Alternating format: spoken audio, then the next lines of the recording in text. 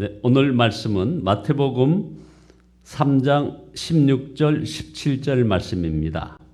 예수께서 세례를 받으시고 곧 물에서 올라오실새 하늘이 열리고 하나님의 성령이 비둘기같이 내려 자기 위에 임하심을 보시더니 하늘로부터 소리가 있어 말씀하시되 이는 내 사랑하는 아들이요 내 기뻐하는 자라 하시니라.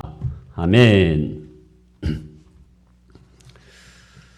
오늘 말씀 제목은 예수님을 기뻐하시는 하나님의 기쁨이라는 제목입니다.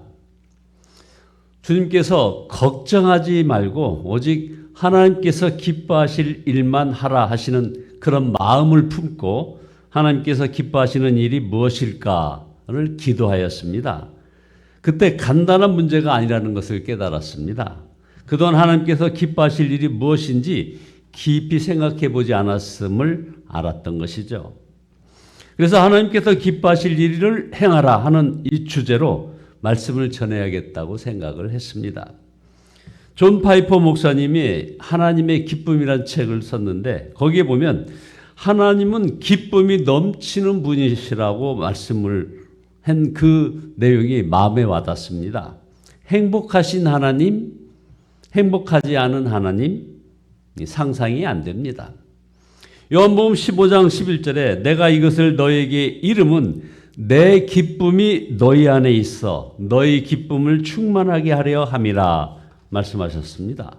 물론 성경에 하나님의 탄식, 하나님의 분노가 곳곳에 나옵니다. 이 문제에 대해서는 앞으로 다룰 기회가 있겠습니다.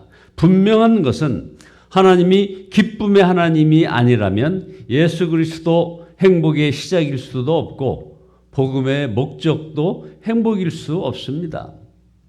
행복한 사람과 밥을 먹는 것과 행복하지 않는 사람과 밥을 먹는 것, 그건 엄청난 차이 아닙니까?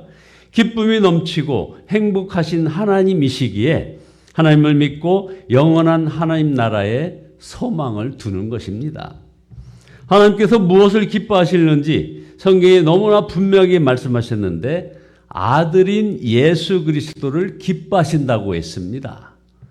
예수님께서 세례 받으시고 물에서 올라오실 때 하늘이 열리고 하나님의 성령이 비둘기같이 내려 임하시며 하늘로부터 이는 내 사랑하는 아들이요 내 기뻐하는 자라 하는 소리가 들렸습니다. 우리 예수님께서 변화산에 올라가셨을 때 베드로, 요한, 야고보가 천상에서의 예수님의 모습을 봅니다. 그때도 빛난 구름이 덮이며 구름 속에서 이는 내 사랑하는 아들이요 내 기뻐하는 자니 너희는 그의 말을 들으라 하는 소리가 들렸습니다. 이사야 선지자도 성자 예수님을 보시는 하나님의 마음을 예언했는데 이사야 42장 1절에 보면 내가 붙드는 나의 종 내 마음에 기뻐하는 자 곧 내가 택한 사람을 보라. 내가 나의 영을 그에게 주었은즉 그가 이방에 정의를 베풀리라. 하나님께서 아들 성자 예수님을 기뻐하신다는 것은 이건 너무나 분명한 이야기입니다. 그 기쁨은 사실 하나님 자신에 대한 기쁨입니다. 하나님과 예수님은 일체이기 때문이죠. 자, 그렇다면 성자 예수님을 기뻐하시는 하나님의 기쁨이 저와 여러분에게는 어떤 의미가 있을까요? 우리가 마음을 열고 예수님을 영접할 때 우리가 하나님께서 기뻐하시는 존재가 되는 것이 아니겠습니까? 그래서 계시록 3장 20절에 볼지어다 내가 문 밖에 서서 두드리노니 누구든지 내 음성을 듣고 문을 열면 내가 그에게로 들어가 그와 더불어 먹고 그는 나와 더불어 먹으리라. 여기서 도저히 풀리지 않는 문제 하나가 풀려집니다. 완벽하고 의로우신 하나님께서 어떻게 불완전하고 불의한 이 늘 하나님께 죄를 짓는 우리를 기뻐하실 수 있느냐 말입니다. 스바냐 3장 17절에 보면 너의 하나님 여호와가 너의 가운데 계시니 그는 구원을 베푸실 전능자시라. 그가 너로 말미암아 기쁨을 이기지 못하시며 너를 잠잠히 사랑하시며 너로 말미암아 즐거이 부르며 기뻐하시리라 하리라. 많은 사람들이 이 말씀을 좋아하면서도 솔직히 믿어지지 않습니다. 그런데 우리가 예수님을 영접하면 하나님께서 우리를 보실 때 우리 자신이 아니라 우리 안에 거하시는 예수 그리스도를 보시고 기뻐하시는 것입니다. 그래서 우리가 하나님을 기쁘실 일을 하여서가 아니라 우리 자신이 그대로 하나님의 기쁨이 된다는 확신을 갖게 되는 것입니다. 마치 부모가 자녀가 꼭 기뻐해야 할 일을 해서 기뻐합니까? 자녀의 존재 그 자체가 기쁜 것과 같은 것입니다. 근데 마태복음 7장 21절을 보면 주님의 심판대 앞에서 이적과 기사가 나타나는 엄청난 사역을 했던 그 목사님들 중에 내가 누구인가? 나는 너를 모르겠는데 하는 답을 들을 리가 있을 것이라고 했습니다. 그뿐 아니라 이 불법을 행하는 자야 내게서 떠나가라 하는 무서운 심판을 받을 것이라고 했습니다. 어쩌다가 한두 사람이 아닙니다. 많은 사람이 그리 될 것이라고 했습니다. 얼마나 두려운 말씀입니까? 예수님을 믿으면 하나님께서 우리 존재 자체를 기뻐하신다는 말씀과 모순되는 말처럼 여겨집니다. 그것은 예수님의 이름으로 큰 기사 이적을 행하는 사람일지라도 그 사람 안에 예수 그리스도께서 거하지 않는 사람이 있다는 말입니다. 아니, 많다는 것입니다. 그래서 고린도후서 13장 5절에 사도 바울은 예수 그리스도께서 자기 안에 거하시는 것을 스스로 시험해보고 확증하라고 한 것입니다. 고린도후서 13장 5절에 너희는 믿음 안에 있는가? 너희 자신을 시험하고 너희 자신을 확증하라. 그리스도 예수께서 너희 안에 계신 줄을 너희가 스스로 알지 못하느냐? 그렇지 않으면 너희는 버림받은 자니라. 많은 그리스도인들이 예수님이 자기 안에 계신다고 말합니다. 그러나 그것은 확증된 믿음이 아닙니다. 예수님이 마음에 계시다면 도저히 할 수 없는 그런 말과 행동을 하는 그리스도인들이 너무나 많습니다. 그 사람이 어찌 예수님을 모시고 사는 사람일 수가 있겠습니까? 실제로는 예수님 마음에 거하여 계시다고 생각도 못하고 사는 그런 그리스도인들이 많다는 겁니다. 우리가 분명히 예수님을 마음에 영접하고 예수님이 자기 안에 거하심을 믿게 될 때 그는 진정 거듭나게 됩니다. 삶이 완전히 변화가 되고 하나님이 기뻐하시는 존재가 됩니다. 여러분은 예수님이 여러분 안에 거하신다고 아는 정도로 그치지 않습니까? 정말 여러분 안에 예수님이 계십니까? 여러분은 지금 예수님을 마음에 모시고 있다는 그런 증거가 있습니까?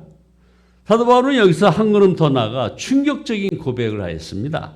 갈라디아서 2장 20절에 내가 그리스도와 함께 십자가에 못 박혔나니 그런즉 이제는 내가 사는 것이 아니요 오직 내 안에 그리스도께서 사시는 것이라. 이제 내가 육체 가운데 사는 것은 나를 사랑하사 나를 위하여 자기 자신을 버리신 하나님의 아들을 믿는 믿음 안에서 사는 것이라. 자신은 예수님과 함께 죽었고 이제 예수님으로 사는 것이라고 했습니다. 이것이 사도 바울이 예수님을 마음에 모시고 사는 사람이라는 그런 분명한 증거였습니다. 예수님을 마음에 모시고 이렇게 살지 않을 사람이 있습니까? 하나님께서 이런 사람을 기뻐하시지 않겠습니까? 성자 예수님을 보시면서 기뻐하시는 하나님이십니다. 그러니 내가 죽고 예수 그리스도로 산다는 이런 사람을 보면 우리 하나님께서 얼마나 기뻐하시겠습니까?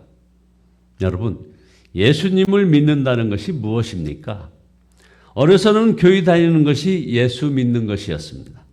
그러다가 학생 때 십자가의 은혜로 죄사함을 받았음을 믿는 것이라고 배웠습니다. 아직 정확한 것이 아닙니다.